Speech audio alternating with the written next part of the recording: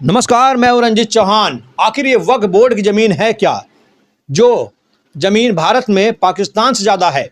जितना क्षेत्रफल पाकिस्तान का नहीं, उससे ज़्यादा क्षेत्रफल भारत में वक्फ बोर्ड का है। हम लोग आज तक वक्फ बोर्ड का जानते नहीं थे। हमें पत्रकार हूँ, लेकिन मैं भी नहीं जानता था कि वक्फ बोर्ड की ज़मीन है क्या चीज़। जब से मामला तुल पकड़ा, जब से मामला मीडिया में आया, चर्चा में आया, तब से हम जाने कि आखिर ये वक्फ बोर्ड का भूत है क्या, और वक्फ बोर्ड का भूत कितना भयानक है, कितना खतरनाक है। आपको बता दें, वक्फ बोर्ड के खिलाफ आज देश की जनता खड़ी हो गई है।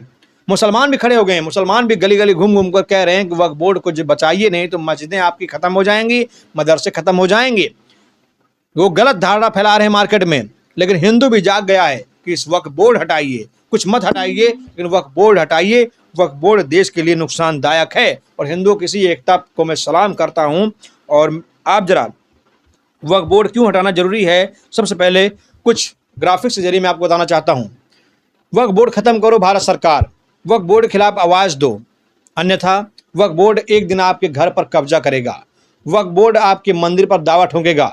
वक्फ बोर्ड आपकी खेती को अल्लाह की ज़मीन बोलकर कब्जा ठोकेगा। वक्फ बोर्ड आपकी फैक्ट्री दुकान पर कब्जा कर लेगा। वक्फ बोर्ड के हिसाब से अगर आपकी ज़मीन पर कोई मुस्लिम किराए पर रहकर व्यापार कर ले तो वह अल्लाह की हो जाती है, और अल्लाह की ज़मीन ही वक्फ की ज़मीन है। वक्फ बोर्ड अब तक 200 से ज़्यादा गांव, 2 लाख से ज़्यादा सरकारी भूमि, 90,000 से ज़्यादा व्यापारिक प्रतिष्ठानों पर अवैध कब्जा जमा चुका है। वक्फ बोर्ड ने अगर आपकी ज़मीन पर कब्जा कर लिया तो इसके खिलाफ आप अदालत में केस नहीं डाल सकते। वक्फ की अपनी खुद की अदालत है। इसलिए हिंदुओं जागो, हिंदुओं जागो, वरना वक्फ बोर्ड आपकी ज़मीनों को खा जाएगा। और ये पैंतरा आज़ादी के बाद से लगातार देश में खेला जा रहा है। वक्फ बोर्ड पर कुछ बनता नहीं है, बस ज़मीनें कब्जा किए बैठे हुए हैं।